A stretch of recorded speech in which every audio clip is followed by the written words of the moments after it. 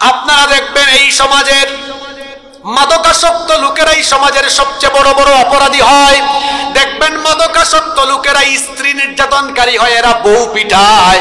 যখন মাদক সেবনের জন্য তার কাছে পয়সা থাকে না, তার বউকে বলে তুই তোর বাপের বাড়ি চলে যা, আমার জন্য পয়সা নিয়ে আমি মাদক সেবন করব। বউ তার কথা না শুনলে বউ পিটায়। এজন্যই বলেছি মাদকাসক্ত লোকেরা তাদের বউ পিটায়। মাদকাসক্ত লোকদের পকেটে যখন টাকা থাকে না, বাপের পকেট থেকে, মায়ের ব্যাগ থেকে, কিংবা এলাকায় দিনে দুপুরে এরা চুরি ডাকাতি ছিনতাই করে। এই জন্য মাদকাসক্ত লোকেরা চোর হয়, ডাকাত হয়, মাদকাসক্ত লোকেরা খুনিও হয়।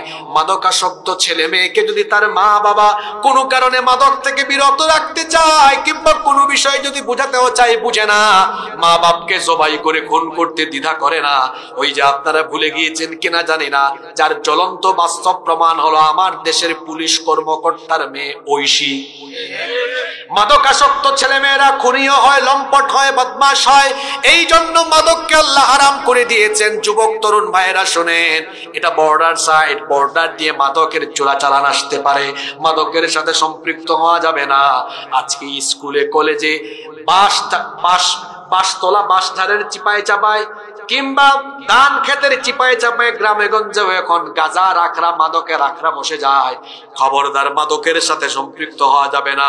মাদক যারা সেবন করে এদের শারীরিক ক্ষতি আছে, এদের হজম শক্তি নষ্ট হয়ে যায়, লিভার কিডনি নষ্ট হয়ে যায়, বড় বড় রোগ হতে পারে।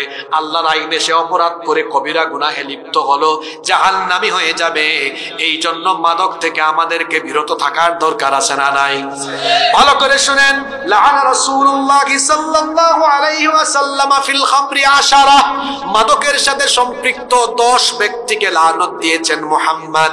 আমরা বলি সাল্লাল্লাহু। 10 ব্যক্তি শুনেন তো তারা কারা কারা?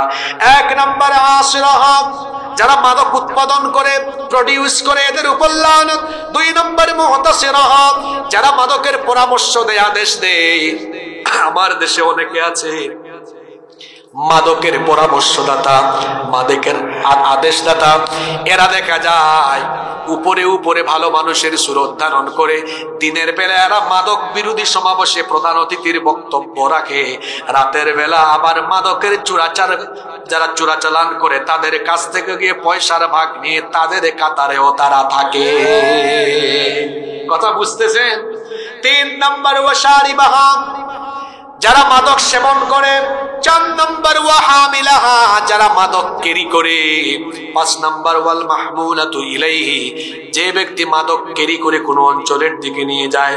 এরপরে 6 নম্বর ওয়াসাকিয়াহা, যেই ব্যক্তি কাউকে মাদক সার্ভ করে। আমাদের এই সিলেট সুনামগঞ্জের অনেক মানুষ ইউরোপ আমেরিকার বহু দেশে থাকে, রেস্টুরেন্টে চাকরি করে, সেখানে যদি কোনো ক্লায়েন্ট বা গেস্টকে মাদক দেওয়া লাগে, সেই চাকরি করো আপনার জন্য হারাম। কারণ যে ব্যক্তি মাদক সেবন করে, মাদক যে ব্যক্তি পরিবেশন করে, তার উপরেও লানত দিয়েছেন মুহাম্মদ। আমরা বলি সাল্লাল্লাহু। 7 নম্বর ওয়াবাইআহা, যে ব্যক্তি মাদক বিক্রি করে। এরপরে 8 নম্বর ওয়াআকিল তামানিহা, মাদকের জন্য যারা মূল্য বা বিনিময় গ্রহণ করে। আমার দেশের পুলিশ বা প্রশাসনের অনেককে দেওয়া হয়েছে মাদক নিয়ন্ত্রণে ভূমিকা রাখার জন্য, তারা ভূমিকাও রাখেন, কিন্তু মাঝে মাঝে দেখা যায় পুলিশের ভেতরেও কিছু খারাপ পুলিশ আছে, তারাও মাদকের চোরাচালান আউট করে দিয়ে তারাও ভাগ নেয়। এর প্রমাণ আমার কাছে আছে গো ভাই, টেকনাফের ওসি প্রদীপ। ঠিক। 9 নম্বর হলো ওয়াল মুশতারি লাহা, যার জন্য মাদক কেনা হয়। 10 নম্বর ওয়াল মুশতারাতু লাহু, যার জন্য কেনা হয় এবং যে ব্যক্তি কিনে। এই যে 10 শ্রেণীর কথা বললাম মাদকের সাথে সম্পৃক্ত, এই 10 ব্যক্তির উপরে লানত দিয়েছেন মুহাম্মদ।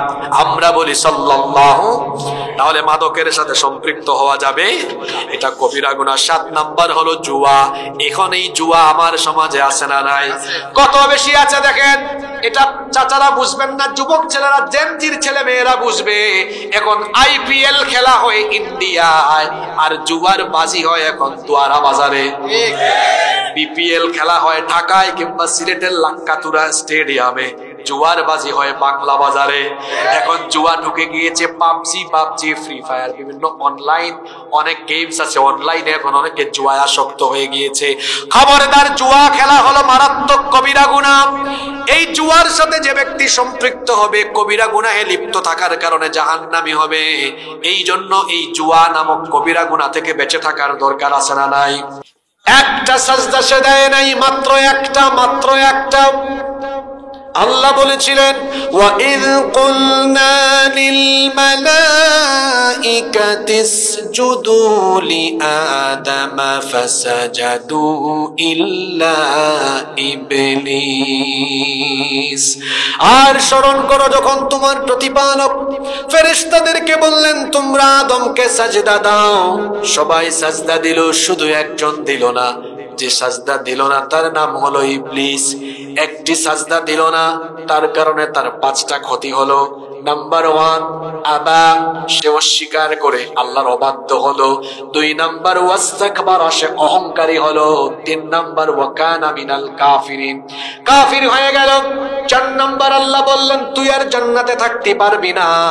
আমাকে যে, আমার হুকুম যে মানে না, সে আমার জান্নাতে থাকতে পারে না। ফাখরুজ মিনহা, এই জান্নাত থেকে বের হয়ে যা, কারণ ফাইন্নাকা রাজিম, তুই আজ থেকে বিতাড়িত। ইবলিসের 4 নাম্বার ক্ষতি হলো, সাজদা না দিয়ে সে জান্নাত থেকে বিতাড়িত হয়ে গেল। 5 নাম্বার যে ক্ষতি হলো, আল্লাহর লানত, আল্লাহর তরফ থেকে অভিশাপ পেয়ে অভিশপ্ত হয়ে গেল। এক সাজদা না দিয়ে ইবলিসের ক্ষতি হলো কয়টা? আস্তে বলবেন না, জোরে বলেন কয়টা? 1 অবাধ্য, 2 অহংকারী, 3 কাফির, 4 হলো জান্নাত থেকে বিতাড়িত, 5 সে হলো অভিশপ্ত। সে মাত্র সাজদা দেয় নাই একটা, তার ক্ষতি যদি হয় 5টা। আমাদের 5 ওয়াক্ত শুধু ফরজ নামাজ হিসাব করে দেখেন সাজদা কয়টা? ফজরে হলো, শুধু যদি ফরজের আমি হিসাব করি, শুধু ফরজ হিসাব করলে সম্ভবত 34টা হবে। ফজরের নামাজে হলো 4টা, আমি শুধু ফরজ হিসাব করছি, অন্তত ফরজ গুলো 4। আসরে আবার জোহরে হলো 8, 4 আর 8 হইল 12, আবার আসরে হলো 8, 20, মাগরিবে হলো 6, আবার হলো 26, এশায় হলো আরো 8, 34। আমি যদি শুধু ফরজ নামাজ হিসেব করি, প্রতিদিন আপনাকে সাজদা দিতে হবে আল্লাহকে মোট কয়টা? একজনও এখন চুপ থাকবেন না, হিসাব হচ্ছে, বলেন কয়টা? আরো জোরে বলেন, 5 থেকে বলেন কয়টা? ইবলিস আল্লাহকে সাজদা দেয় নাই কয়টা? এক সাজদা না দিয়ে সে জান্নাত থেকে আউট হয়ে আছে। আর এইদিকে ফজর আলীর ফজর নাই, জোহর আলীর জোহর নাই, ইমান আলীর নামাজ না পড়ে ইমান নাই। আপনাদের দোয়ারা বাজারের ফজর আলী, জোহর আলী আর ইমান আলী বছরের পর বছর নামাজ পড়ে না, জান্নাতের আশা করে বসে আছে। যার জীবনে নামাজ নাই, তার মধ্যে ইমানই নাই। কি নাই? লা দীনা লিমান লা সালাতা লাহু, যার মধ্যে দিন, যার মধ্যে নামাজ নাই তার মধ্যে দিন নাই। নামাজ হলো এমন একটা ইবাদত, মান আকামাস সালাতা ফাকাদ আকামাদ-দ্বীন, যে ব্যক্তি নামাজ কায়েম করলো সে ব্যক্তি যেন আল্লাহর দ্বীনকে কায়েম করলো। আল্লাহু আকবার। এটি এমন একটা ইবাদত, আল্লাহর নবী বলেছেন বাইনাল আবদি ওয়া বাইনাল কুফরি তারকুস সালাহ, আল্লাহর বান্দা আর কাফিরের মধ্যে পার্থক্য হলো নামাজ ছেড়ে দেওয়া। আল্লাহর বান্দা কোনোদিনও নামাজ ছাড়তে পারে না। যে ব্যক্তির জীবনে নামাজ নাই তার ঈমান নাই, আর সে দাবি করে আছে হুজুর আমার ঈমান আছে, কারণ আমার নামই তো ঈমান আলী। দুঃখের ব্যাপার হলো আমার দেশে বেশিরভাগ মানুষের নামের সাথে কামের কোনো মিল নাই। বাবা নাম রেখেছে ফজর আলী, ফজর আলী কোনোদিনও ফজরের নামাজ পড়ে না, ঘুম থেকে উঠে সকাল 10টায়। বাবা নাম রেখেছে জোহর আলী, জোহর আলী জোহর পড়ে না, জোহরের সময় তামাশা করে। বাবা নাম রেখেছে রমজান আলী, এই রমজান আলী রমজান মাসে দুপুর বেলা গাঞ্জা টানে। বাবা নাম রেখেছে কুরবান আলী, সামর্থ্য আছে কিপটা বেটা কুরবানি দেয় না। বাবা নাম রেখেছে ঈমান আলী, ঈমান আলীর জীবনের দিকে তাকালে দেখবেন শুধু বেঈমানি আর বেঈমানি। এই রকম করে আমাদের সমাজ সমাজে অনেকের নাম আছে আব্দুল মোমেন, নাম হলো আব্দুল মোমেন, কিন্তু তার জীবনে মুমিনের কোনো আলামত পাওয়া যায় না। এই রকম করে যারা মুসলমানিত্বের পরিচয় ধারণ করে নামাজ আদায় করে না, আইডি কার্ডে তার নাম মুসলমান থাকলেও আল্লাহর খাতায় বেনামাজির নাম মুসলমান হিসাবে থাকবে না। আমি আসার আগে একটা ভয়াবহ অ্যাক্সিডেন্ট হয়েছে লামাকাজি ব্রিজে, আমাদের গাড়ির সামনে একদম ড্রাম ট্রাক মাথার উপরে উঠছে, থেতলে গেছে মাথা। ও মোটরসাইকেল, কেউ আসছেন নাকি? কেউ সিলেট থেকে? আপনি আসছেন না? দেখে আসছেন? আমাদের গাড়ির সামনে হয়েছে এটা, মোটরসাইকেলটা আমাদের সামনে ছিল, অ্যাক্সিডেন্ট হয়েছে আমাদের চোখের সামনে হয়ে গেল। মোটরসাইকেল দেখলাম অনেকে চালায় আসছেন। 5 তারিখের পর থেকে আপনার আবার বেশি স্বাধীনতা পেয়ে গেছে। মোটরসাইকেল এখন বাস, প্রাইভেট কার ওভারটেক করতে চায়। কি বলবেন দেখুন তো? গাড়ি যারা চালাবেন ডিজে স্টাইলে চালাইয়েন না, কিছুক্ষণ ডানে কাইত কিছুক্ষণ বামে কাইত, এরকম চালাই কি চালায় না? আমার যুবক ভাইদেরকে অনুরোধ করছি, ভাইয়েরা মোটরসাইকেল চালানোতে সাবধান থাকবেন। মোটরসাইকেল অ্যাক্সিডেন্ট বড় মারাত্মক, বেঁচে থাকলে প্রতিবন্ধী, আর মরে গেলে হাত একদিকে, পা একদিকে, মাথা একদিকে, অঙ্গ প্রত্যঙ্গ সব এক এক দিকে ছুটে যেতে থাকবে। আল্লাহ আমাদেরকে হেফাজত করেন। তো বলছিলাম, কোথাও যদি একটা অ্যাক্সিডেন্টে আল্লাহ না করুক 4-5 জনের মাথা থেতলে যায়, ডিএনএ পরীক্ষা ছাড়া, সাথে সাথে কি মাথা ছাড়া এই দেহ দেখে কোনো ব্যক্তির পরিচয় পাওয়া যায়? যদি বলেন পাওয়া যায়। মাথা হলো একজন ব্যক্তিকে চেনার, মাথার মধ্যে ফেস আছে, এটা দেখলে চেনা যায় অমুক, না দেখলে বোঝা যায় না। এই শরীর 3.5 হাত, এই 3.5 হাত শরীরের পরিচিতি হাত পা দিয়ে পাওয়া যায় না। মূল পরিচিতি পাওয়া যায় কি দিয়ে? ইসলাম। এটাকে যদি আপনি ইসলামকে একটা পূর্ণাঙ্গ ইমারত ধরেন, এই ইমারতের উঁচুতে মগজে মাথায় যেটা আছে সেটা হলো আসসালাত। আসসালাতু হিয়া রাসুল ইবাদাহ, নামাজ হলো ইবাদতের মাথা। যেমনি 3.5 হাত বডির মাথা হলো মূল, মাথা ছাড়া কারো পরিচয় পাওয়া যায় না, ঠিক তেমনি ইসলামের ইবাদতের সবচেয়ে গুরুত্বপূর্ণ ইবাদত, ইসলামের ইবাদতের মগজ এই নামাজ বাদ দিয়ে কোন ব্যক্তি নিজেকে পূর্ণাঙ্গ মুসলমান হিসাবে কশিনকালেও পরিচয় দিতে পারবে না। এই নামাজ কিভাবে যাচ্ছে? আমার জাতীয় কবি বলেছেন, জাতীয় কবিকে আমি বড় মহব্বত করি। এর কারণ তিনি এত চমৎকার চমৎকার লেখনী আমাদের জন্য দিয়ে গিয়েছেন। আল্লাহু আকবার। এই ব্যক্তির জন্য দোয়া করছি, আল্লাহ যেন এই দ্বীনের প্রতি ভালোবাসার কারণে তার কবরের আযাব মাফ করে দেন। কি সুন্দর লিখেছেন! এ যেন আমাদের সমাজের প্রাত্যহিক চিত্র তার লিখায় ফুটে উঠেছে। ঘুমাইয়া কাজা করেছ ফজর, তখনও জাগনি যখন জোহর, হেলায় খেলায় কেটেছে আসর, মাগরিবের ওই শুনি আজান, এখনো জামাতে হওরে শামিল, এখনো এসাতে আছে স্থান, বাজিছে দামামা বাদ্রে আমামা, শির উঁচু করি মুসলমান, দাওয়াত এসেছে নয়া জামানার, ভাঙা কেল্লায় ওরে নিশান। কি সুন্দর কথা বলেছেন! এভাবেই তো ঘুমাইয়া ফজর যাচ্ছে। কেমন করে ঘুমাও তুমি, কেমন করে ঘুমাও তুমি, ফজর করে কাজা,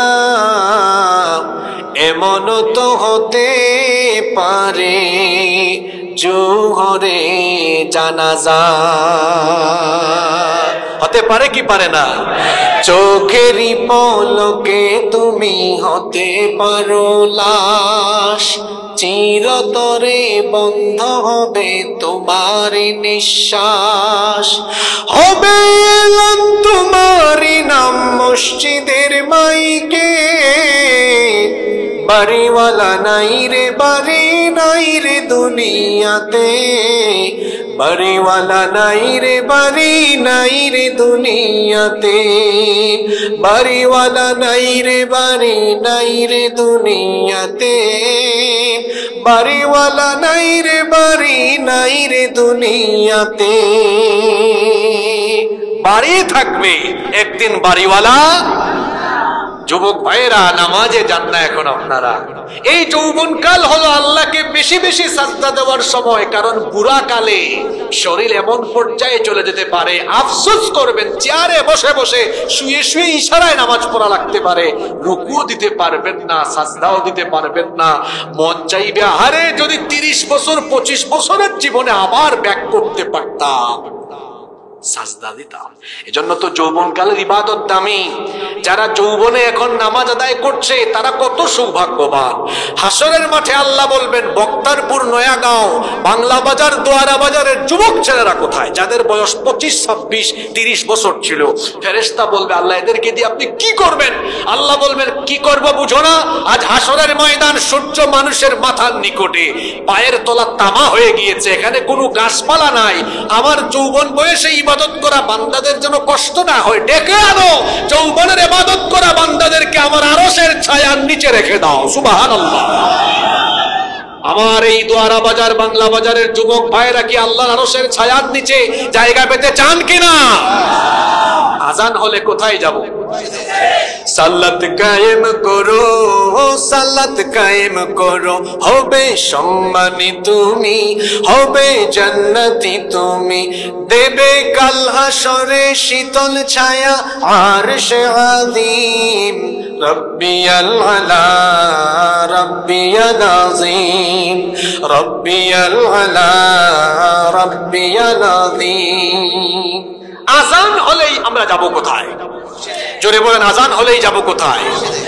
ইসলামের সবচেয়ে বড় ইবাদতের নাম হলো ওয়াজ শোনা, নফল নামাজ আদায় করা।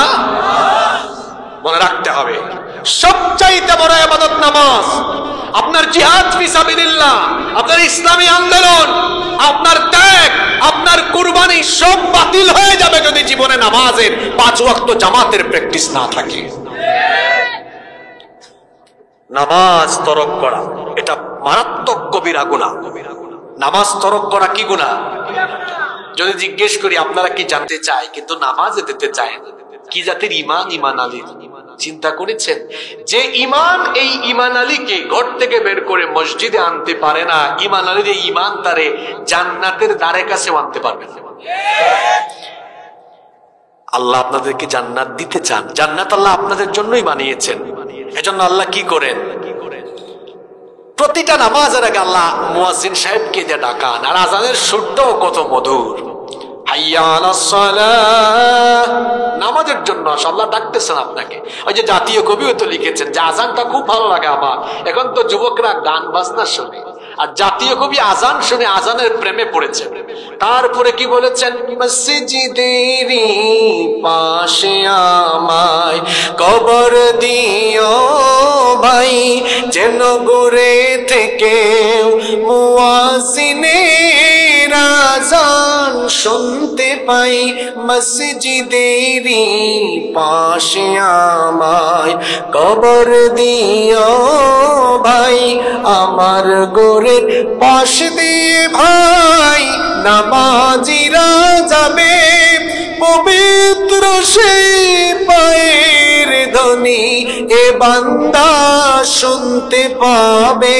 গোরো আযাব থেকে গুনাহগার পাইবে রেহাই, মসজিদেরই পাশে আমায় কবর দিও ভাই। বলেন আল্লাহু আকবার। যেমনটা চেয়েছেন তেমনটাই হয়েছে। মসজিদের পাশে তার কবর আছে না নাই? আজান দিয়ে আল্লাহ আপনাদেরকে ডাকতেন প্রতিদিন কয়বার? কেন ডাকতেন জানেন?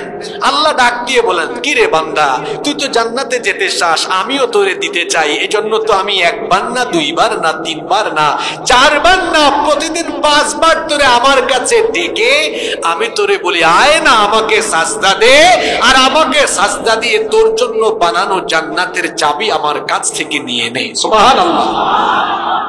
নামাজ হলো জান্নাতের চাবি, নামাজ হলো জান্নাতের চাবি। এই নামাজ আমরা ছাড়বো না। ওয়াদা করা যায়? ওয়াদা? কারা কারা রাজি? হাত তুলে। মাশাআল্লাহ, আল্লাহ সবাইকে কবুল করে। হাত নামান। তাহলে আজকে কয়টা কবিরা গুনার কথা বলবো? নোট করতে হবে যাতে বাড়িতে গিয়া শোনাইতে পারেন। আজকে এই বিষয়ে ওয়াজ হচ্ছে। 2, 1 নাম্বার বললাম ফরজ নামাজ ত্যাগ করা কি গুনাহ?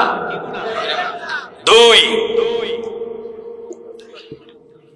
এই কোরআনের বিধানের বিপক্ষে কাজ করা, বিপক্ষে অবস্থান করা, এটাও কবিরা গুনাহ। আমার সমাজে এমন বহু অজ্ঞ জাহেল মুসলমান আছে, যদি বলা হয় আমাদের গ্রামের মসজিদ আল্লাহর আইনে চলবে, সভাপতি, সেক্রেটারি, কেশিয়ার, মসজিদ কমিটি, গোটা এলাকাবাসী বলবে হুজুর আমরা আপনার সাথে আছি, মসজিদ আল্লাহর আইনেই চলবে। এর পরবর্তী পয়েন্টে হুজুর যদি বলেন আমি খুব খুশি হয়েছি, আমার মুসল্লিরা বড় সচেতন, আমরা চাই মসজিদ যেভাবে আল্লাহর আইনে চলবে, আমার সমাজ, আমার রাষ্ট্র, আমার রাষ্ট্রীয় কাঠামোর সবকিছু আল্লাহর আইনে চলবে, মুসল্লি বাদ দেন, যাকে সভাপতি বানানো হয়েছে, সেক্রেটারি, কোষাধ্যক্ষ বানানো হয়েছে, একটু আগেও যাদের চেহারার মধ্যে হাসি ছিল, এই কথা বলা মাত্রই দেখবেন তাদের চেহারা কালো এবং মলিন হয়ে গিয়েছে। বলবেন হুজুর সভাপতি সেক্রেটারির নাম বললেন কেন? এই জন্য বলেছি বাংলাদেশের বেশিরভাগ মসজিদের সভাপতি সেক্রেটারি নির্বাচন তাকওয়া পরহেজগারিতা দেখে করা হয় না, বরং এলাকায় কে কত বেশি টাকাওয়ালা, কার ক্ষমতা, কার প্রভাব বেশি, কার হারাম টাকা কত বেশি, দাপট ক্ষমতা, অর্থবিত্ত দেখে মসজিদ কমিটির পদ দেওয়া হয়। অথচ মসজিদ কমিটিতে থাকবে তারা আল্লাহওয়ালা যারা। এখন আমাদের সমাজের মসজিদের সভাপতি, তিনি মসজিদের সভাপতি, এলাকায় বিশিষ্ট বড় সুদখোর, বিশিষ্ট ঘুষখোর, বিশিষ্ট চাঁদাবাজ, বিশিষ্ট দুর্নীতিবাজ, এরকম চোর, ডাকাত, সুদখোর, ঘুষখোর, অন্যায় আর পাপের জগতে নেতৃত্ব দানকারী লোকেরা মসজিদ কমিটির পদ দখল করে আছে বলে আমাদের দেশের বেশিরভাগ মসজিদ থেকে, মিম্বর থেকে হকের আওয়াজ উচ্চারিত হয় না। মসজিদ, এই জন্য মসজিদ কমিটিতে টাকা পয়সা, অর্থবিত্ত প্রভাব দেখে নয়, তাকওয়া দেখে, পরহেজগারিতা দেখে মসজিদ কমিটিতে বসাতে হবে। কথা বললে তো আপনারাই এখন রাগ করবেন, হ্যাঁ আপনারাই একটু আগে ঠিক ঠিক বলে চিল্লালেন।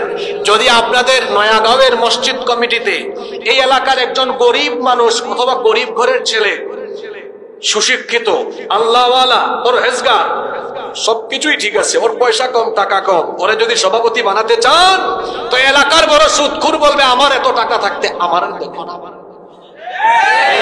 আছে কি নাই বলেন? এই যে জেন জির পোলাপাইন যারা আছে মাশাআল্লাহ, এরা বড় সচেতন, তাদেরকে বলবো প্রতিটা মসজিদের সুদখোর, ঘুষখোর, পাপ আর অন্যায় জগতে নেতৃত্ব দানকারী লোকদের বিপরীতে আল্লাহওয়ালা, পরহেজগার লোকদেরকে মসজিদে রাখতে হবে। মসজিদ থেকে সমাজ পরিবর্তনে ভূমিকা রাখতে হবে। এখন হুজুর যদি বলে আল্লাহর আইনে মসজিদ যেমন চলবে, আল্লাহর আইনে সমাজ চলবে, রাষ্ট্র চলবে, মুখ বেজার। এখন কারো যদি মুখ বেজার হয়, আল্লাহর আইনের বিরুদ্ধে যে দাঁড়ায়, সে সরাসরি আল্লাহর সাথে বিদ্রোহ ঘোষণা করে, সে কবিরা গুনাহে লিপ্ত হয়ে যায়। জমিন কার? জোরে বলতে হবে, জমিন কার? এই জমিনে আইন চলবে আপনার বাপের, আপনার স্বামীর, আপনার চাচার, তাই না? কথা বলছেন না কেন? জমিন কার? আলা, সাবধান, লাহুল খালকু, সৃষ্টি যার, ওয়াল আমর, আইন, হুকুমত, বিধান চলবে তো। কথা কার? পৃথিবীতে আল্লাহ যত নবী রাসূল পাঠিয়েছেন, কোন নবী রাসূল কি তাদের বাপ, চাচা, তাদের গোষ্ঠী, তাদের বংশ অথবা নবীদের বানানো আইন কানুন সমাজে বাস্তবায়নের দাওয়াত দিয়েছেন? জোরে বলতে হবে। তারা কার আইন কায়েম করেছেন? আমার নবীকে আল্লাহ পৃথিবীতে কেন পাঠালেন? কোরআনে জবাব আছে না নাই?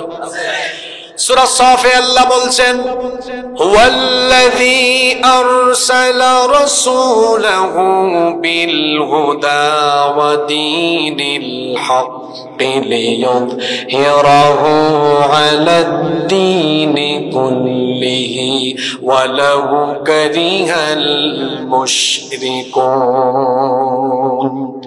তিনি হচ্ছেন সেই মহান সত্তা যিনি তার রাসূলকে হেদায়াত এবং দ্বীনে হক সহকারে পাঠিয়েছেন। কেন পাঠিয়েছেন? যাতে পৃথিবীতে মানুষের তৈরি করা যত মতাদর্শ আছে, যত বিধিবিধান আছে, মানুষের রচনা করা সকল আইন কানুন বিধি বিধান সকল আদর্শের শিকড়ের মূলোৎপাটন করে আল্লাহর জমিনে যেন তিনি আল্লাহর দ্বীনকে বিজয়ী করে আল্লাহর দ্বীন প্রতিষ্ঠা করতে পারেন। এই জন্য নবীকে যিনি পাঠিয়েছেন, জুড়ে বলেন তিনি কে? আর আপনি কি করেন? আপনি আপেল মার্কার ফুটবল মার্কার পিছনে আছেন। তারপরে কি বলে? আমার ভাই, তোমার ভাই, অমুক ভাই। কারণ বলবেন হুজুরকে রাজনৈতিক ওয়াজ শুরু করেছেন নাকি? কোরআন কি রাজনীতি কি কোরআনের বাইরে? কথা বলছেন না কেন? আপনি আমার এই কথার জবাব দেন। পৃথিবীর কোন নবী আর কোন রাসূল, পৃথিবীর কোন নবী আর কোন রাসূল আল্লাহর আইন বাস্তবায়নের বিপরীতে কাজ করেছেন? পারলে একজন নবীর নাম আমারে বলেন। আছে? তা আপনি কোথায় আপেলের পিছনে যান আর ফুটবলের পিছনে যান? তারপরে কি বলেন? আমার ভাইয়ের চরিত্র ফুলের মতো পবিত্র। এবারটা নামাজ পড়ে না এক ওয়াক্ত, গাঞ্জা খায় 5 ওয়াক্ত, শয়তানের ভক্ত, জাহান্নামের তত্ত্ব। এমন ব্যক্তিকে নেতা বানিয়ে লিডার ডাকে আর সামনে পিছনে ঘুরে ওই বেটা বেনামাজি, ইসলাম বিরোধী। সে জানেও না তাকে চামচার মতো ব্যবহার করছে। অনেক যুবক তরুণরা সামনে পিছনে মোটরসাইকেল শোডাউন করে।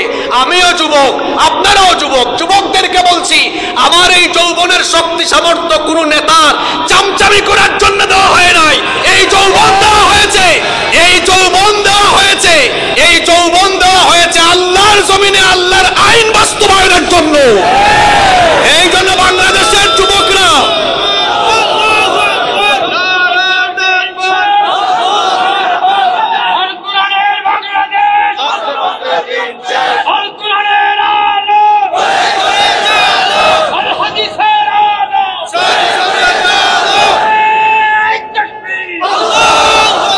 বাংলাদেশের তরুণ আর যুবকদেরকে বলবো, শহীদ আবু সাঈদ, শহীদ মুগ্ধের উত্তরসূরি এই জেএমজি, এই জেনারেশনের সকল তরুণ যুবকদেরকে বলবো, ভাই আপনারা যদি কোরআনের ছায়াতলে আসতে পারেন, এই জাতি আরেকটি বিপ্লব দেখবে ইনশাআল্লাহ। আপনাদের এই ভরা যৌবন কারো চামচামি করে নষ্ট করবেন না। এই ভরা যৌবন বিনিয়োগ করবেন আল্লাহর পথে। যদি আল্লাহর দেওয়া কোরআনে কারীম এই কিতাবের ছায়াতলে আপনারা আসতে পারেন, তাহলে কোরআনের পক্ষের এই গণজোয়ার বাংলাদেশের কোনো কোরআন বিরোধীরা ঠেকাতে পারবে না। এজন্য আমি যুবকদেরকে তথাকথিত নেতা নেত্রী দলমত বাদ দিয়ে যুবকদেরকে আমি দাওয়াত দিব, এসো কোরআনের ছায়া তলে সমবেত হই, এসো কোরআনের ছায়া তলে সমবেত হই, এসো আল্লাহ রাসূলের অনুগত হই, এসো কোরআনের ছায়া তলে সমবেত হই, এসো কোরআনের ছায়া তলে সমবেত হই। বক্তব্য আরম্ভ করে আমার আস্থার ঠিকানা, আমার অভিভাবক, আমার শেষ ঠিকানা, হায় রে হায় 2 মিনিট গুণগান শেষ। এই যৌবন কি দেওয়া হয়েছে আর একজনের গুণগান গাওয়ার জন্য? আমার ভরা যৌবনের সকল গলার আওয়াজ দিয়ে আমি আমার আল্লাহর গুণগান গাইব। এসো আল্লাহর গুণগান করি, এসো তারি পথে জীবন গড়ি, এসো আল্লাহর গুণগান করি, এসো তারি পথে জীবন গড়ি। আল্লাহর নাম নিলে তাতে যদি সুখ মিলে, আল্লাহর নাম নিলে তাতে যদি সুখ মিলে, কেন সেই নাম থেকে দূরে সরে রই, কেন সেই নাম থেকে দূরে সরে রই।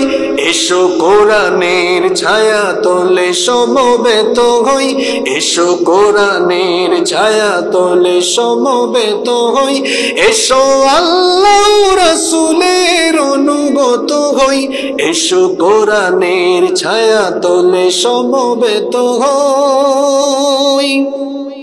আপনি এর জন্য তার জন্য জীবন দেন, রক্ত দেন, বেহিসাবি আন্দাজে হুদাই দিলেন। আর যার রক্ত যার জীবন আল্লাহর কোরআনের পথে যায়, ওই ব্যক্তি দুনিয়া থেকে যাওয়ার সময় আল্লাহর জান্নাতের সুগন্ধ তার নাকে পায়। সুবহানাল্লাহ। আপনি বলবেন হুজুর কি কথা কইলেন, আবেগী কথাই বলুন না। আবেগী কথা মনে করছেন? না, আবেগী কথা নয়। আল্লাহ রসুলের বহু সাহাবীকে মৃত্যু সম্মুখে রেখে কাফেররা নির্যাতন করছে। কাফেররা অবাক, কিরে তোরা কিছুক্ষণ পর মরে যাবি, তোদের এত আনন্দ লাগে কেন? টেনশন লাগে না? কই কিসের টেনশন? তোরা আমাদেরকে মারতে চাচ্ছিস, আর আমরা দেখছি এটা জান্নাতের পথ, জান্নাতের গন্ধ এখনই নাকে পাচ্ছি। সুবহানাল্লাহ। এজন্যই তো কোরআনের পথে অনেকে হাসতে হাসতে জীবন দেয়।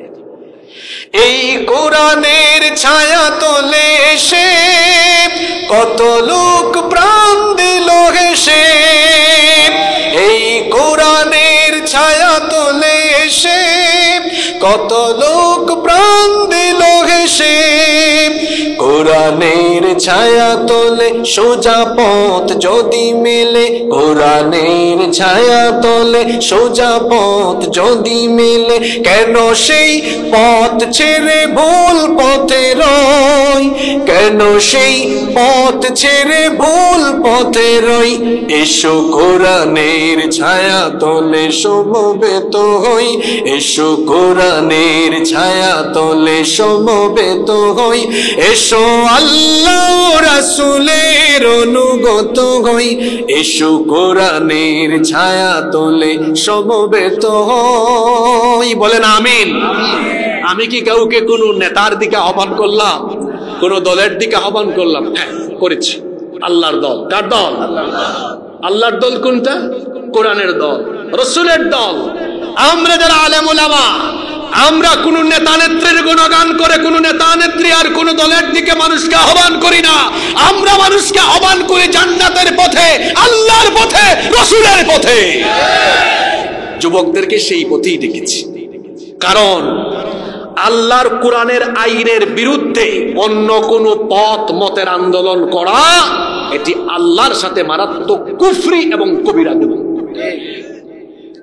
আপনাকে থাকতে হবে ইসলামের পথে, দ্বীনের পথে সংগ্রাম করবেন আল্লাহর দ্বীন কায়েমের জন্য, আল্লাহর বিধান কোরআন কায়েমের জন্য। আল্লাহর বিধান কোরআনের বিধান কায়েম করা আপনার জন্য ফরজ নয়, চেষ্টা করা আপনার জন্য ফরজ। তাহলে আমরা 1 নাম্বার ওয়াদা দিয়েছি, নামাজ ছাড়বো না। 2 নাম্বার ওয়াদা দিব, আমরা তন্ত্র মন্ত্র মানব রচিত মতবাদের আন্দোলনে সামিল হয়ে কবিরা গুনাহ করে নিজেদেরকে জাহান্নামী বানাবো না। আমরা সবাই যতদিন বাঁচবো কোরআনের আন্দোলনে থাকবো। কারা কারা রাজি আছেন? মাশাআল্লাহ, আল্লাহ কবুল করেন। কষ্ট হচ্ছে নাকি আপনাদের?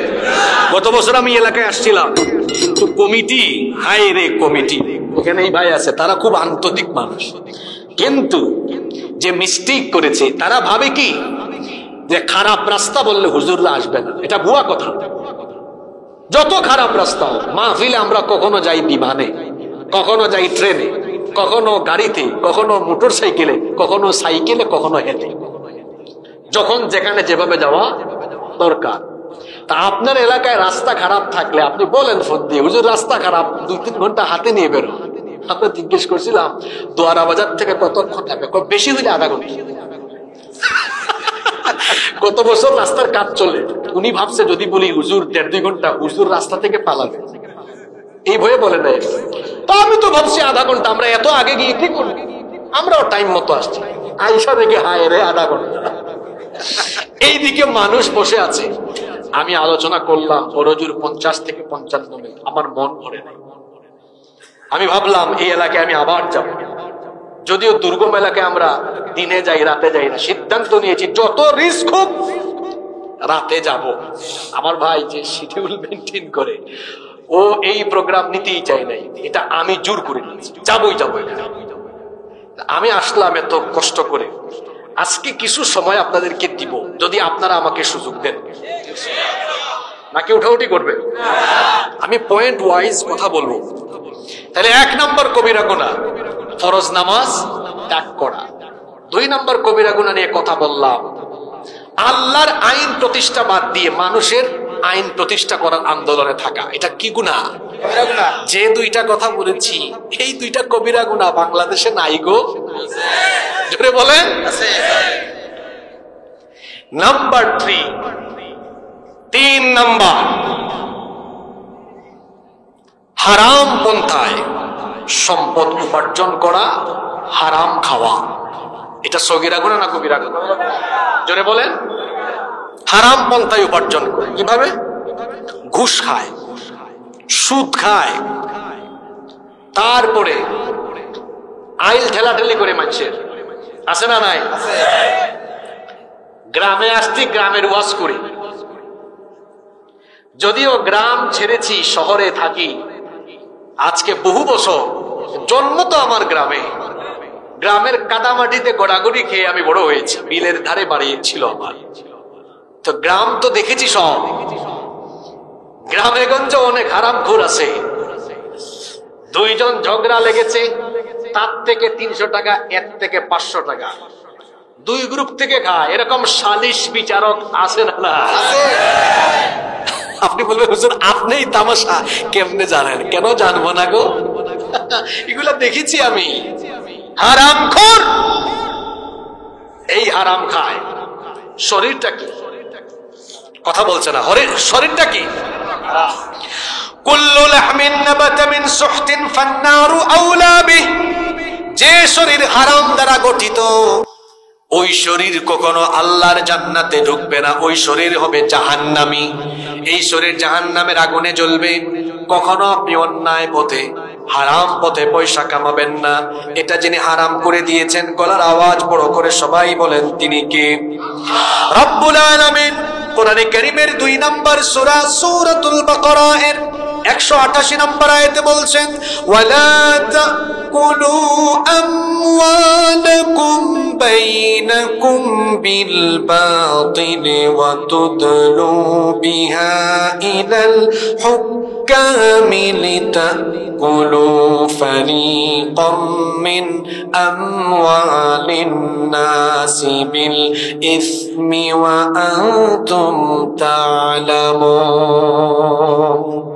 আল্লাহ তাআলা বলছেন, তোমরা নিজেদের মধ্যে পরস্পরের ধন সম্পদ অন্যায় ভাবে গ্রাস করো না। অন্যায় ভাবে সম্পদ গ্রাস করে পেটের ভেতর ঢুকায় যারা, তাদের পেটে জাহান্নামের আগুন ঢুকায় তারা।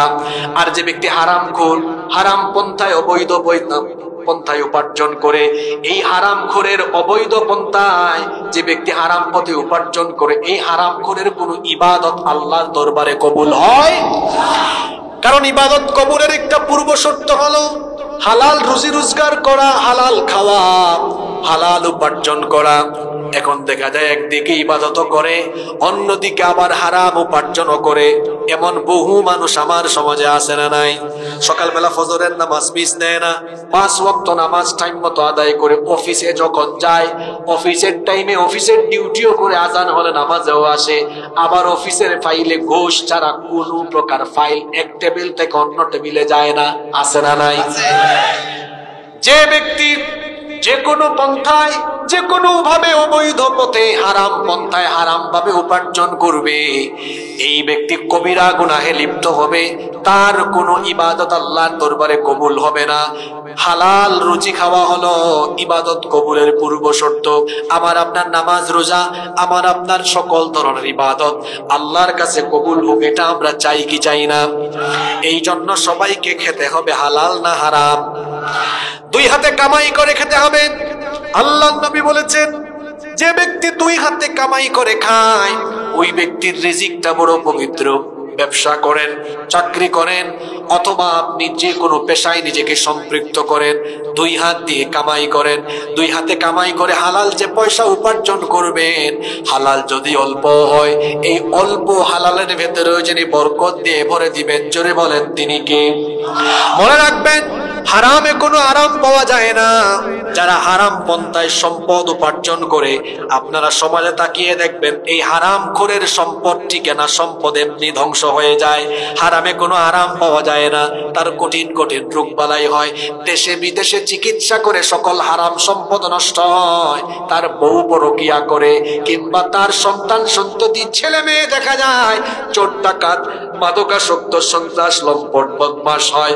অর্থাৎ আপনি হারাম পন্থায় উপার্জন করলে কোনো না কোনো গজব আপনার উপরে যিনি দিয়ে দিবেন তিনি কে? এজন্য হারাম খাওয়া যাবে না। রাজি আছেন সবাই? নাম্বার 4, 4 নাম্বার মারাত্মক কবিরা গুনাহ হলো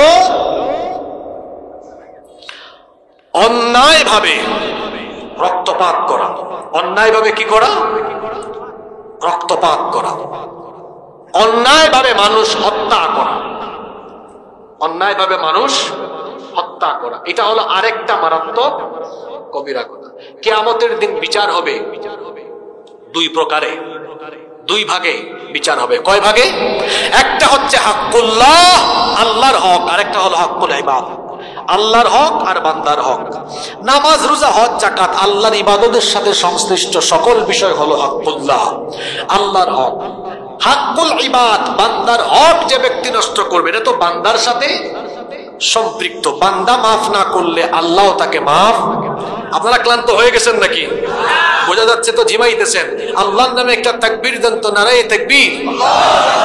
যুবকরা বুড়া মানুষের মতো দিলে হবে নাকি? নারায়ে তাকবীর, নারায়ে তাকবীর। ঘুমাই গেলে হবে?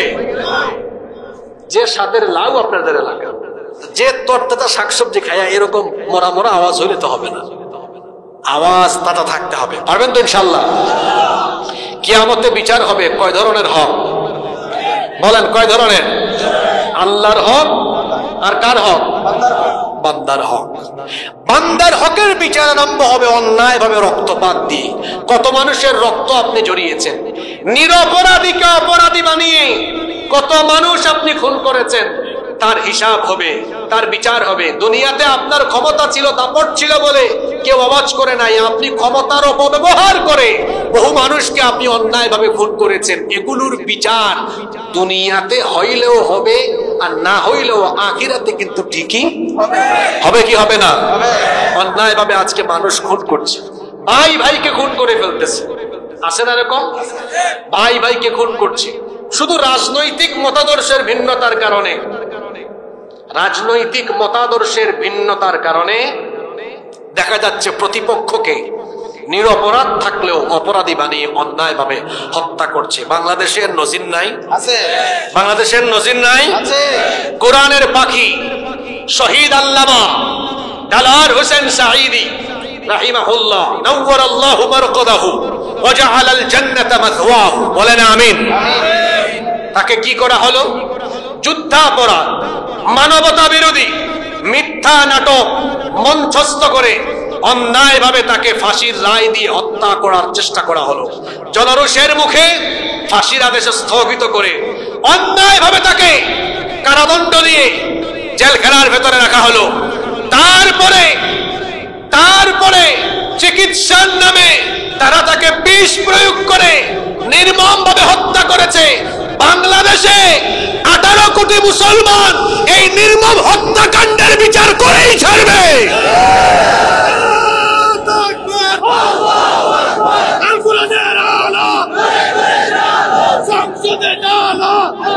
50 বছর পরে যদি আপনার বাপের বিচার এই বাংলাদেশে হয়, তাহলে কোরআনের পাখি আল্লামা সাঈদীর হত্যার বিচারও এই বাংলাদেশে হবেই হবে।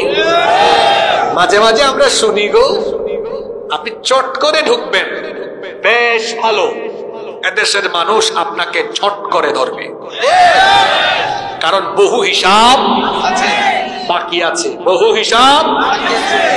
অন্যায় ভাবে মানুষ হত্যা করা, এদের হাতে কত মানুষের রক্তের দাগ লেগে আছে। আয়না ঘরে কত মানুষকে রেখেছে। এই সিলেটের এম ইলিয়াস আলীকে গুম করে মেরে ফেলেছে। আমরা কি মিথ্যা বলেছি? কি অপরাধ? রাজনৈতিক মতাদর্শের ভিন্নতা। আরে আপনার সাথে আমার রাজনৈতিক মতাদর্শের ভিন্নতা থাকতেই পারে, তাই বলে কি আপনি গুম করে খুন করে ফেলবেন? হাজার হাজার মানুষের রক্তে তাদের হাত রঞ্জিত, অন্যায় ভাবে নিরপরাধ মানুষ হত্যা করা, জোরে বলেন এটা কি গুনাহ? কি গুনাহ? আবার মানুষের হক অন্যায় ভাবে মেরে খাওয়া, এটাও একটা ভয়ঙ্কর হাদিস শোনাবো। মনোযোগ আছে আপনাদের? মনোযোগ আছে? একদিন নবীজি সাহাবীদেরকে নিয়ে বসে আছেন। কাদেরকে নিয়ে? সাহাবীদেরকে নিয়ে বসে আছেন। নবীজি সাহাবীদেরকে বললেন, আতাদরুনা মাল মুফলিস, তোমরা কি জানো আমার উম্মতের সবচাইতে অসহায় ব্যক্তিটি কে? সবচাইতে?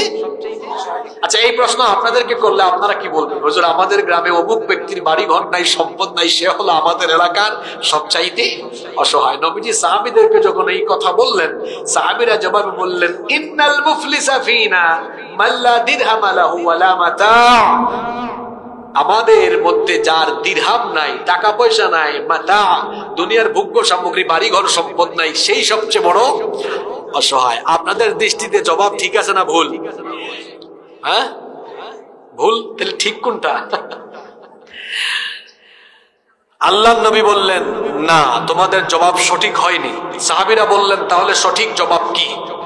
আমার দিকে তাকান, গুরুত্বপূর্ণ হাদিস চলে যাচ্ছে। এখানে একটা পোস্টার ছিল, এটা কোথায় চলে গেল? এটা খুঁজতেছি আমি। তোমাদের উত্তর ভুল। সাহাবীরা বললেন, তাহলে সঠিক উত্তর কোনটা? আমার দিকে তাকান, পোস্টার এমনি এমনি নেই, কারণ আছে। নবীজি বললেন, শোনো, আমার উম্মতের অসহায় ব্যক্তিটি হলো সেই ব্যক্তি, কিয়ামতের ময়দানে অনেক ব্যক্তি আমলনামায় ভরা নেকি নিয়ে দাঁড়াবে, আমলনামায় ভরপুর। আমার হাতে একটা পোস্টার আপনারা দেখছেন, লিফলেট। এই পাশে লেখা আছে না? এই পাশে আছে একদম ব্ল্যাঙ্ক। এটা উদাহরণ দেওয়ার জন্য নিয়েছি। নবীজি বললেন, একদম ভরপুর নেকি নিয়ে এই ব্যক্তি হাসরের ময়দানে দাঁড়াবে, কিন্তু কিছুক্ষণের মধ্যে তার সব আমল বরবাদ হয়ে যাবে। একদম আমলের খাতা কি হবে? শূন্য। কি হয়ে যাবে?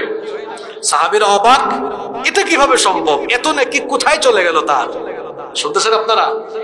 নবীজি বললেন, এই ব্যক্তি আল্লাহর হকের ব্যাপারে সচেতন থাকলেও বান্দার হকের ব্যাপারে গাফেল। কিয়ামতে সে ভরপুর আমলনামা দেখে সে খুশি, আমি তো জান্নাতি, প্রস্তুতি নেবে। আল্লাহ বলবেন, থাম, এই ব্যক্তি যত মানুষের হক নষ্ট করেছে আনো, এক পাশে দাঁড় করে দেওয়া হবে। কি তোমার কি সমস্যা? আল্লাহ আমার আপন ভাই, সে বড় ভাই ছোট ভাই বোনদের হক মেরে খায়, এই দোয়ার আমাজারে নাই। পিতামাতা সন্তানের হক নষ্ট করেছে, সন্তান পিতামাতার হক নষ্ট করেছে, স্বামী স্ত্রীর হক, স্ত্রী স্বামীর হক, প্রতিবেশী প্রতিবেশীর হক নষ্ট করেছে, আরেকজনের জায়গা জমির আইল ঠেলা ঠেলি কইরা 2 হাত 4 হাত 5 হাত 2 বিঘা 10 বিঘা দখল করেছে। এমন ভূমিদস্যু প্রতি এলাকায় আছে না নাই? চাঁদাবাজি টেন্ডারবাজি করেছে, মিথ্যা মামলা দিয়েছে, মিথ্যা রায় দিয়ে ফাঁসি দিয়েছে, 3 বছর 5 বছর বিনা অপরাধে জেল খাটিয়েছে। সব আল্লাহর হক না বান্দার হক? জোরে বলেন, সব কার হক? আল্লাহ বলবেন, এই এক ব্যক্তি তোদের এত মানুষের হক নষ্ট করছে, তোরা কি চাস? দুনিয়াতে তো এর কাছে বিচার পাস নাই, ক্ষমতা ছিল, তোরা আওয়াজও করতে পারিস না। বল, আজকে আমি বিচার করব, আজকে ক্ষতিপূরণ কি চাস?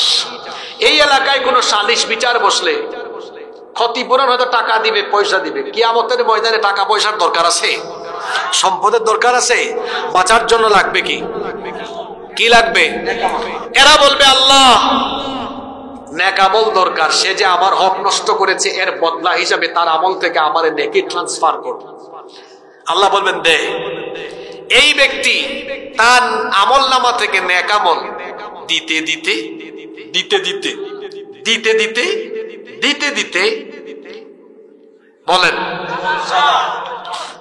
আমল নামায় আমল, নেক আমল, ওইদিকে পাওনাদারের লাইন এখনো, ওনারা যেমন দাঁড়ায় আছে ওইরকম পাওনাদার আরো।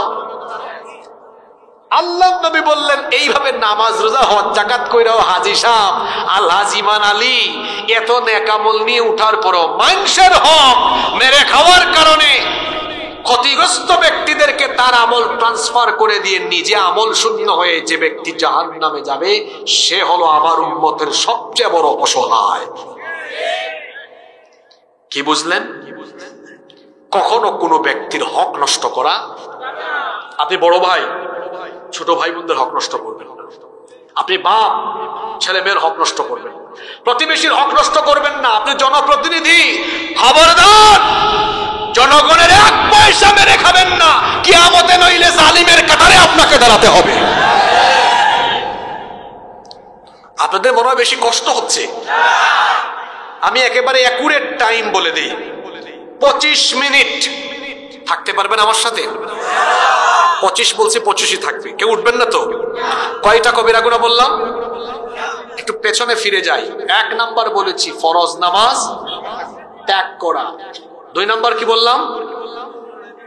কোরআনের বিরুদ্ধে অবস্থান করা। 3 নাম্বার হারাম পন্থায় উপার্জন করা। 4 নাম্বার অন্যের হক মেরে খাওয়া, অন্যায়ভাবে মানুষকে ঠকানো। 5 জিনা বেবিচারের সাথে লিপ্ত হওয়া। আচ্ছা, আমি যতগুলা গুনার কথা বলছি এগুলা সমাজে আসে না নাই? 5 জিনা এবং বেবিচার। এই জিনা বেবিচারের সবচাইতে চমৎকার এবং আকর্ষণীয় উপাদানের নাম হলো, জোরে বলেন, 18, 20, 22 বছরের ছেলেদের চেহারার দিকে তাকালে আমার বড় মায়া লাগে। কেন?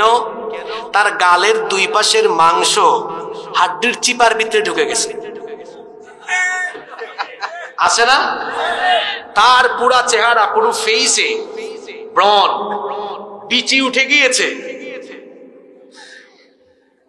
ফার্মের মুরগির মতো ঝিমাই ঝিমাই ঝিমাই ঝিমাই হাঁটে। আমি কি অবাস্তব কিছু বলছি নাকি? এর অবস্থা এমন কেন? এত কম বয়সী ছেলে। কারণ তুমি বিভিন্ন চিপায় চাপায় তোমার যৌবনকে নষ্ট করো। আকলমানকে ইশারা দিলে চলে, তাই না? এই অবস্থা কেন তোমার? তোমার যৌবন বয়সে তোমার চেহারায় যৌবনের লাবণ্য থাকার দরকার ছিল। তুমি তো রাত 4টা পর্যন্ত মোবাইলে তাহাজ্জুদ পড়ো। কিসে তাহাজ্জুদ পড়ো? আমার আপনার রাত চলে যায় মোবাইল স্ক্রল করতে করতে, আর আমার নবীর রাত যেত তাহাজ্জুদের নামাজে দাঁড়াতে দাঁড়াতে। আল্লাহু আকবার। আল্লাহর প্রিয় বান্দারা তো এমনই হয়। وعباد الرحمن الذين يمشون على الأرض هونا وإذا خاطبهم الجاهلون قالوا سلاما والذين يبيتون لربهم سجدا وقياما। রহমানের বান্দা হলো তারা রাতের বেলা রুকু এবং সাজদা করে করে রাত কাটিয়ে দেয় যারা। রহমানের বান্দা হলো তারা। এই ভরা যৌবন রাত 4টা পর্যন্ত মোবাইলের অপব্যবহারের করার জন্য দেওয়া হয় নাই, বরং এই সময়টা যদি আমরা তাহাজ্জুদের নামাজে থাকতে পারি, দুনিয়া আখিরাতে আমাদের মর্যাদা যিনি বাড়িয়ে দিবেন তিনি কে? বিশ্বাস করেন, এখনকার ছেলেরা, এই জেন জি, এই জেনারেশনের ছেলে মেয়েরা মোবাইলে যে সময়টা নষ্ট করে, এই সময়টা যদি তারা পড়ালেখা, গবেষণায়, জ্ঞান চর্চায় দিত, বাংলাদেশে ঘরে ঘরে বিজ্ঞানী আর ঘরে ঘরে গবেষক তৈরি হয়ে যেত। যে সময় তারা মোবাইলে নষ্ট করে। আমি ছাত্র ভাইদেরকে, তরুণ যুবক ভাইদেরকে বলবো, ভাই মোবাইল ব্যবহার করো কিন্তু এর অপব্যবহার করো না। তাকিয়ে দেখো, ছাত্রদেরকে বলছে, ছাত্ররা এখানে আছে না, ছাত্রদেরকে বলছে, শোনো ভাই, দেখো, তাকিয়ে দেখো এখানে আমার বয়স্ক চাচাদের দিকে, যাদের বয়স 40-এর উপরে, তাদের দিকে তাকাও, দেখো কি চেহারা এক একজন। তোমার এই 18-20 বছরে গালের মাংস হাড্ডির চিপার ভিতরে ঢুকছে কেন? তোমার ঘুমের অভ্যাস ঠিক নাই, খাদ্যাভ্যাস। এই যে আমার পাশে চাচা দেখেন, মাশাআল্লাহ কত সুন্দর চেহারা। জিজ্ঞেস করে দেখেন, আমাদের মতো যখন তারা জোয়ান ছিলেন, তাদের আমলে মোবাইল ছিল না। এই সময়, যুবক সময়ে মোবাইল ছিল না, টিভি ছিল না, ডিশ ছিল না, ইন্টারনেট, ওয়াইফাই ছিল না। তারা বাজারে ঘাটে গল্প করে আড্ডা দিতে দিতে রাত সর্বোচ্চ 7টা 8টা, শীতের রাত তো 8টাই অনেক রাত, 10টা বাজাইছেন সর্বোচ্চ, এর বেশি আর সময় যায় না। ঘুম, তারা ঘুমাইতেন, তাদের চেহারা, ফিজিক্যাল এনার্জি এখনো আছে। আর এখন আমি তো এখানে উপর থেকেই দেখতেছি কতজনের অবস্থা খারাপ। এরা কি করে রাত 3টা 4টা পর্যন্ত বিশ্বাস করেন না এমনে থাকে, এমনে তার পাশ দিয়ে যদি কোনো চুরি ডাকাইতে খবরও পাবে একদম এমনি। আগে দেখবেন 15 জন 20 জন একসাথে হইলে জিজ্ঞেস করতো ভাই কেমন আছেন কি খবর, এখন 20 জন 30 জন একসাথে হইলে সবাই নিচের দিকে তাকায় থাকে আর কি। আছে না নাই? 3টা 4টা পর্যন্ত জেগে থাকে। ঘুম ভাঙে কয়টায়? সকাল 10টায়। ফজরের নামাজ নাই। সকালের নাস্তা না করার কারণে, প্রতিদিন নাস্তা করে না তো, পেট হয়ে গেছে গ্যাসের কারখানা। অত সমাজ নষ্ট করে, অর্থ হেড অফিসও ক্লিয়ার না, ও যেখানেই যায় বায়ু দূষণ ঘটায়। কথা বুঝেন নাই? হাসলেন কেন? এটা বাস্তবিক কথা। তো যার ঘুমের অভ্যাস ঠিক নাই, এর খাদ্যাভ্যাসও ঠিক নাই, আবার বায়ু দূষণ করে এমন পন্থায় কোনো আওয়াজও নেই। আপনারা হাসতেছেন, এটা বাস্তব কথা বলেছি তো আমি। যে ব্যক্তির ঘুমের অভ্যাস ঠিক নাই, তার খাদ্যাভ্যাস।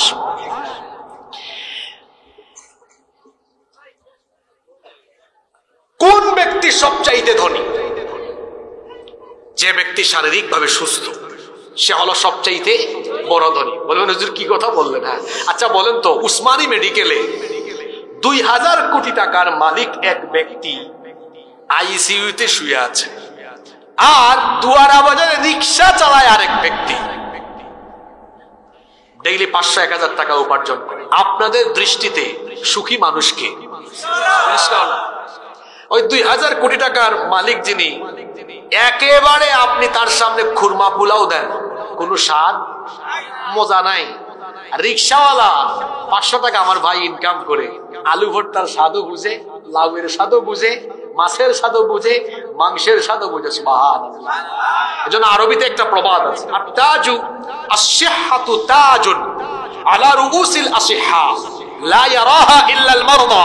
সুস্থতা মানুষের মাথার মুকুট, অসুস্থ না হলে এই সুস্থতার মুকুটকে দেখা যায় না। যুবক ভাইরা, সুস্থ থাকতে চাও, যৌবনের তারুণ্য লাবণ্য ধরে রাখতে চাও, মোবাইলের অপব্যবহার কমিয়ে খাদ্যাভ্যাস, ঘুমের অভ্যাস ঠিক করো, শরীরও ঠিক থাকবে, জিনা থেকে বেঁচে থাকতে পারবা। জিনা থেকে বাঁচাও, হারাম রিলেশন থেকে বাঁচাও। কলেজ ইউনিভার্সিটিতে বড় জরিনা সকিনার পিছনে ঘুরঘুর করা বাদ দাও। লম্পটের মতো জরিনা সকিনার পেছনে ঘুরঘুর করো না। তুমি কেন মেয়েদের পিছনে ঘুরবা? নিজের কেরিয়ারকে এমন জায়গায় নিয়ে যাও, আজান হলে নামাজে যাও, চরিত্র উন্নত করো, কেরিয়ারকে সুন্দর করো। তুমি জরিনা সকিনার পিছনে যাওয়া লাগবে না, বরং হাজার হাজার সুন্দরী ললনার মা বাপ তোমার কাছে তার মেয়ে বিয়ে দেওয়ার জন্য তোমার পিছনে উল্টা ঘুরঘুর ঘুরঘুর ঘুরঘুর করবে। সভ্য ছেলেরা মেয়েদের পিছনে ঘুরে না, তারা মেয়ের মা বাপকে তার পিছনে ঘুরায়। দুয়ারা বাজারের ছেলেরা কি লম্পটের মতো, ইতরের মতো মেয়েদের পিছনে ঘুরঘুর করবে, বা অনলাইনে অফলাইনে জবানে চোখের বা যে কোনো ভাবে জেনা ব্যভিচারে লিপ্ত হবে? বিবাহ বহির্ভূত কোনো হারাম রিলেশনে সম্পৃক্ত হওয়া যাবে। বয়স হয়েছে, বাপকে বলেন আব্বা আমার বিয়ে করাই দেন। কি করাই দেন? অবশ্যই এখানে আরেকটা কথা বলতে আমি ভুলে গিয়েছি, সেটা হলো আজকে রাষ্ট্রীয়ভাবে কিভাবে আল্লাহর সাথে শিরক হচ্ছে। দেখেন, আল্লাহ করেছেন হালাল, রাষ্ট্র করেছে হারাম। আল্লাহ করেছেন হারাম, রাষ্ট্র করেছে হালাল। 17 বছরের আপনাদের দুয়ারা বাজারে 17 বছরের মুন্না 15 বছরের মুন্নিকে যদি বিয়ে করে ফেলে, আপনাদের রাষ্ট্রীয় আইনে এটা অপরাধ। পুলিশের ভাইরাও এখানে আছে, আপনারা কিছু মনে করেন না, এটা হইল অপরাধ। এটা দেশের আইনে বাল্য বিবাহ। কি বিবাহ? আচ্ছা, আল্লাহর আইনে এটা কি অপরাধ? আল্লাহর আইনে এটার নাম বালেক বিবাহ, আর আপনাদের দেশের আইনে বাল্য বিবাহ, আল্লাহর আইনে বালেক বিবাহ। তাহলে 17 বছরের মুন্না 15 বছরের মুন্নিরে বিয়ে করতে পারে না। কিন্তু উল্টায় দেন, 17 বছরের মুন্না যদি 15 বছরের মুন্নিকে বাঁশতলা, লালতলা, জাউতলা, আমতলা, বটতলায় বসে বুট খায়, বাদাম খায়, শাহজালাল ইউনিভার্সিটিতে এমসি কলেজে যদি কবুতরের জোড়ার মতো বসে বসে একটা আরেকটারে মুখে তুলে খাওয়ায় দেয়, মাখামাখি ঢলাঢলি করে, আল্লাহর আইনে এটা অপরাধ এবং গুনাহ। আর আপনাদের দেশের আইনে ব্যাপারই না। ঠিক আছে কথা? আসলেন কেন আপনারা? আরে আমি তো ওয়াজ করতেছি বাস্তবিক ওয়াজ। তাহলে আল্লাহ করেছেন হালাল, আপনার দেশের আইন করলো হারাম। আল্লাহ করেছেন হারাম, আপনার দেশের আইন করলো হালাল। এটা হচ্ছে রাষ্ট্রীয়ভাবে আল্লাহর ইবাদতে শিরক করা। আশ-শিরকু ফিল ইবাদাহ। হালাল হারামের ইখতিয়ার কার? আল্লাহ। কথা বলেন না কেন? আল্লাহ। কুড়িগ্রামের গুরুঙ্গামারির ক্লাস 5 এর ছাত্র করছে কি কাম? একটাও না, 2টা গার্লফ্রেন্ড নিয়ে কক্সবাজারে গত বছর গিয়েছে। আপনারা ফেসবুকে দেখেন নাই? এই জেন জির পরের যে জেনারেশন, মানে আমাদের পুলামাইয়া, যেটা আমাদের ছেলেমেয়েরা এখনো, আমারও তো মেয়ে আছে, যখন বসি বাচ্চাদেরকে নিয়ে মনে হয় এরা আমাদের চারো আপডেট। এটা আলফা জেনারেশন, জেন জির পরেরটা আলফা জেনারেশন। এরা আরো আপডেট হবে, এরা আরো আপডেট। 15-16 বছর 17 বছরে সে যদি জিনা করতে পারে, 15-16 বছর 17 বছরে কেউ তার চরিত্র হেফাজতের জন্য চাইলে বিয়েও করতে পারে, কোনো অসুবিধা। আর জিনা ব্যভিচার বন্ধ করার জন্য বিবাহের প্রক্রিয়াকে সহজ করতে হবে। আপনারা কি করেছেন? নীরব যৌতুক চালু করেছেন। বদনা থেকে নিয়ে এসি পর্যন্ত সকল ফার্নিচার দেওয়া লাগে, আছে না নাই? এগুলো বন্ধ করেন। এগুলো ইতরামি, ছোট মন মানসিকতা। মিসকিন যারা এখানে আছো, মানে বিয়ে শাদী করো নাই, মিসকিন অসহায় আর কি, নিঃস্ব ব্যাচেলর, এখনো সিদ্ধান্ত নাও ভাইয়েরা, বিয়ে করার সময় শ্বশুর বাড়ি থেকে কোন জিনিস ছোট মন মানসিকতা নিয়ে ইতরামি করে কোন জিনিস শ্বশুর বাড়ি থেকে আনবা না। রাজি আছেন? জিনা ব্যভিচার থেকে নিজেকে হেফাজত করতে হবে। যে যুবক, আমার দিকে তাকান, যে যুবক জিনা ব্যভিচার থেকে নিজেকে সেফ রাখবে, আল্লাহর নবী বলেছেন আমি নবী নিজে ওই যুবকের জন্য জান্নাতের জিম্মাদার হয়ে যাব। বেশি কষ্ট হয়ে যাচ্ছে মনে হয় আপনাদের? নাম্বার 6 নম্বর কবিরা গুনাহ, মাদকের সাথে লিপ্ত হওয়া। কিসের সাথে সম্পৃক্ত হওয়া? এটা তো বর্ডার এরিয়া, বিপজ্জনক এরিয়া। মাদক হলো হারাম। আল্লাহর নবী বলেছেন কুল্লু মুসকিরিন খামরুন, নেশা জাতীয় প্রত্যেকটি দ্রব্যই হলো মাদক। ওয়া কুল্লু মুসকিরিন হারাম, আর যাবতীয় মাদক হলো হারাম। শয়তান আমাদের সমাজে বিশৃঙ্খলা লাগানোর জন্য এবং আমাদেরকে আল্লাহর পথ থেকে বিচ্যুত করার জন্য সে যত উপাদান, সে যত জিনিস সমাজে ছেড়ে দিয়েছে, তার অন্যতম একটা উপাদান হলো মাদক। এই মাদকের মাধ্যমে শয়তান আমাদের মধ্যে বিশৃঙ্খলা, বিদ্বেষ বাড়িয়ে দেয়। এজন্য রব্বুল আলামিন সূরা মাঈদার 91 নম্বর আয়াতে বলছেন ইন্নামা ইউরিদুশ শাইতানু আন ইউকিআ বাইনাকুমুল আদাওয়াতা ওয়াল বাগদাআ ফিল খামরি ওয়াল মাইসিরি ওয়া ইয়াসুদ্দাকুম আন যিকরিল্লাহি ওয়া আনিস সালাহ ফাহাল আনতুম আল্লাহ তাআলা বলছেন নিশ্চয়ই শয়তান চায় মাদক এবং জুয়ার মাধ্যমে, বিশেষ করে মাদকের মাধ্যমে তোমাদের মধ্যে বিশৃঙ্খলা বাড়াতে চায়। কিভাবে শয়তান মাদকের মাধ্যমে সমাজে বিশৃঙ্খলা বাড়ায়?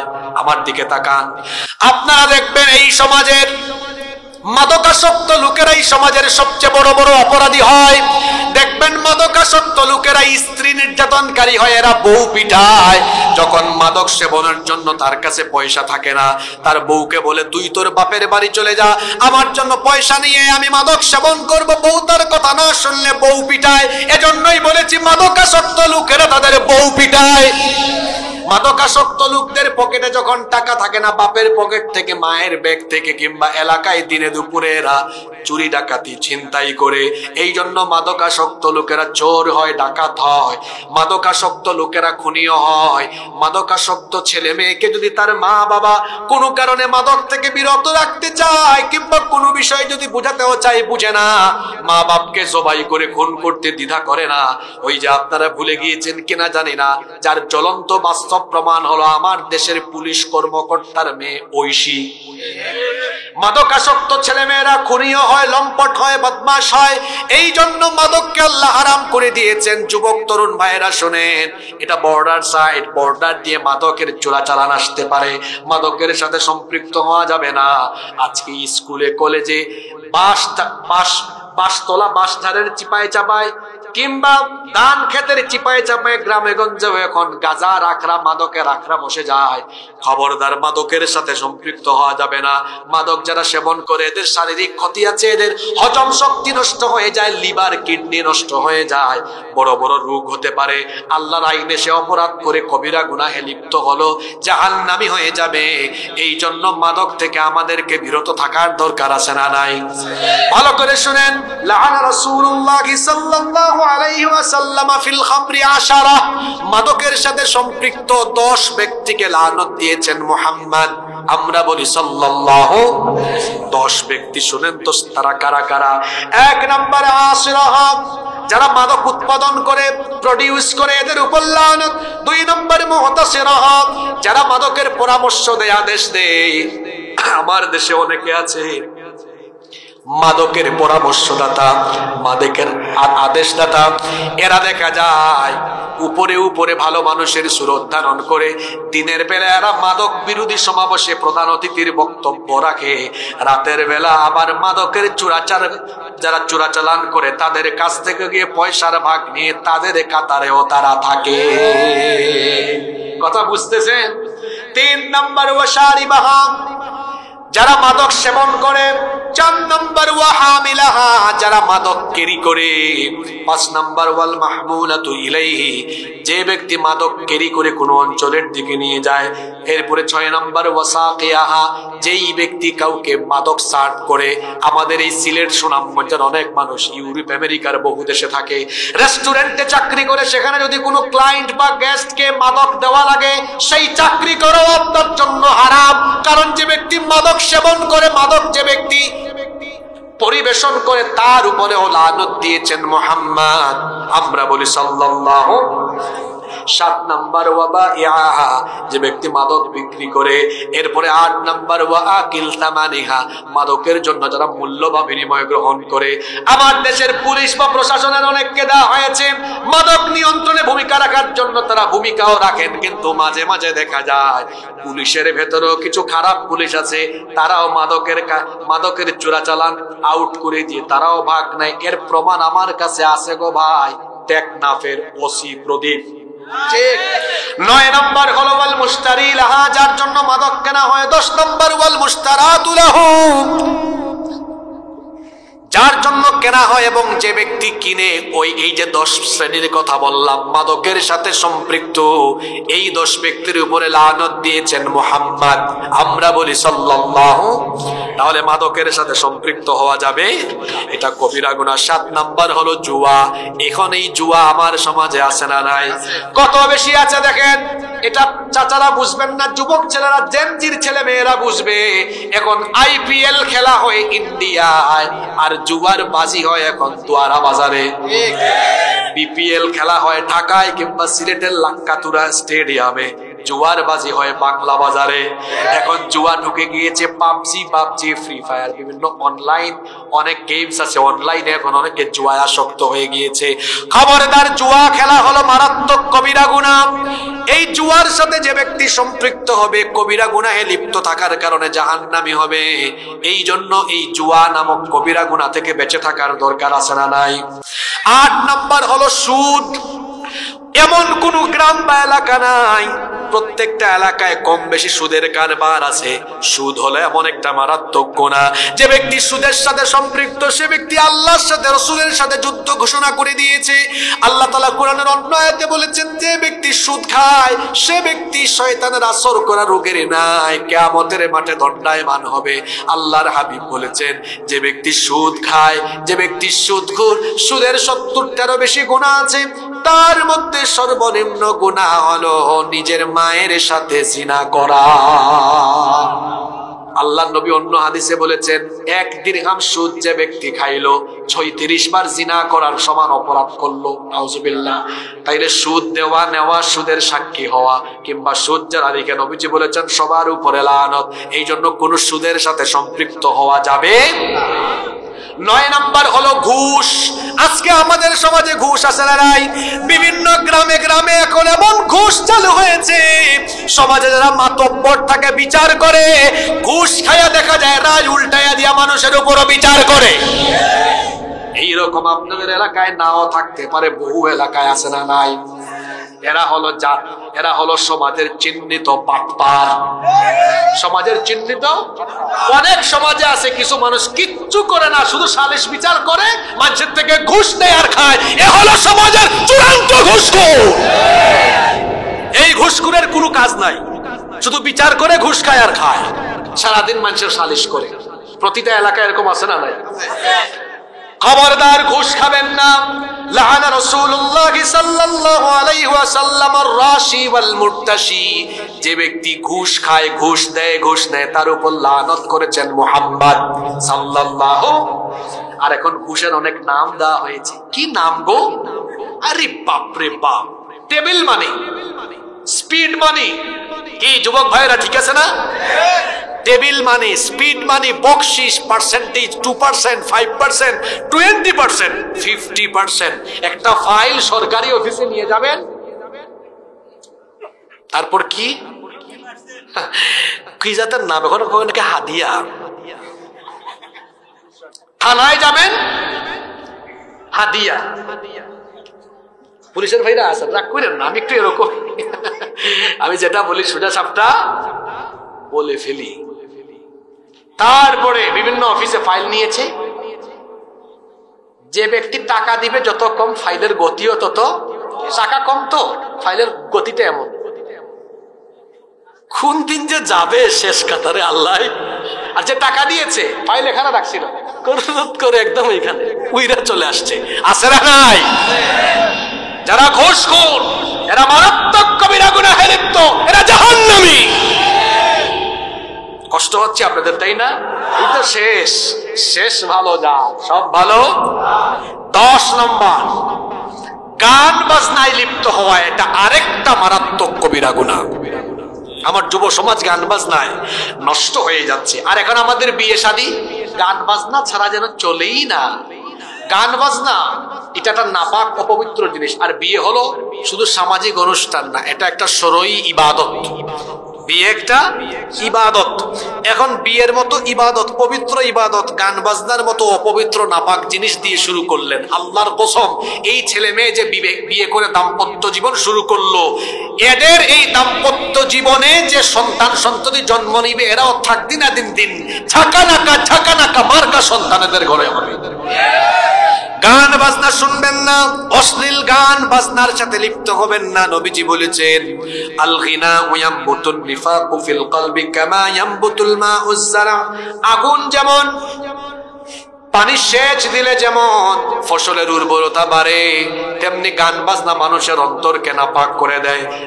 যদি আপনার কিছু শুনতেই মন চায়, ইউটিউবে গিয়ে কোরআনের তেলাওয়াত শুনবেন। কোরআনের তেলাওয়াত কত মজা! সূরা ফাতিহা পড়বেন, সূরা ফাতিহার ভেতরে মজা আছে না নাই?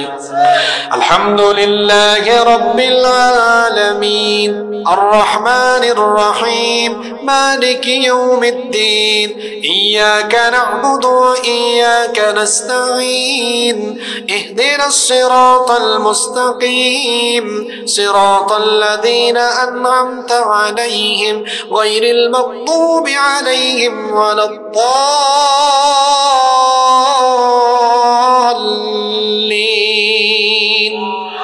মজা আছে না নাই? গান শুনতে মন চায়। আমার দেশে সাইমুম আছে, কলরব আছে, সাইমুমের শিল্পীদের, কলরবের শিল্পীদের গান শুনেন। এই থাকদিন না দিন আজে বাজে গান শুনবেন না, ইসলামী গজল শুনবেন, কারণ এই গজলগুলোর ভেতরে খোরাক আছে না নাই? আল্লাহর নামে যে গান গাওয়া হয় সেই গান সুন্দর কম না বেশি? তোমার নামে যদি গান গাওয়া হয় গান সুন্দর হয়, তোমার নামে যদি গান গাওয়া হয় গান সুন্দর হয়, তোমার সৃষ্টি পানে যদি চাওয়া হয় চোখ সুন্দর হয়, তোমার নামে যদি গান গাওয়া হয় গান সুন্দর হয়। আল্লাহর নামে যাই গাওয়া হবে সব সুন্দর। আমার আল্লাহও সুন্দর, কম না বেশি? দুনিয়া সুন্দর, মানুষ সুন্দর, আসমান সুন্দর, জমিন সুন্দর, সুন্দরে সুন্দরে পাল্লা, জানি না কত সুন্দর তুমি আল্লাহ, জানি না কত সুন্দর তুমি আল্লাহ। অশ্লীল গান বাজনা বাদ দিয়ে গান শুনতে হবে কার নামে? রসুলের নামে শুনবে। আমার জাতীয় কবি কত সুন্দর গান লিখে গিয়েছেন, এত বছর হয়ে গিয়েছে তাও পুরান হয় নাই, ভালো লাগে। দেখবেন, ত্রিভুবনের প্রিয় মুহাম্মদ এলো রে দুনিয়ায়, রে সাগর এইগুলা শুনবেন, বলবেন। আজে বাজে থাকদি না দিনে যাইয়েন না। আজকে কয়টা কবিরা গুনার কথা বললাম, একটু সবক নিয়ে ফেলি। কেউ উঠবেন না, মোনাজাত করে আমরা যাব ইনশাআল্লাহ। এক, ফরজ নামাজ, আজ থেকে নামাজ ছাড়বো না ইনশাআল্লাহ। দুই, কোরআনের আইনের বিরুদ্ধে অবস্থান করা। আমরা সব মত পথের বিরুদ্ধে, কোরআনের পক্ষে ইনশাআল্লাহ। তিন নাম্বার, হারাম খাওয়া, আমরা কোনো হারাম খাবো না, হালাল উপায়ে রুজি করবো ইনশাআল্লাহ। চার নাম্বার, মানুষের হক সাথে যুক্ত হওয়া। আট নাম্বার, মদের সাথে যুক্ত হওয়া। নয় নাম্বার, জুয়ার সাথে লিপ্ত হওয়া। 10 নাম্বার, অশ্লীল গান বাজনায় লিপ্ত হওয়া। যে 10টা কবিরা গুনার কথা বললাম, আমাদের সমাজে এই 10টা কবিরা গুনাহ প্রচলিত চলছে।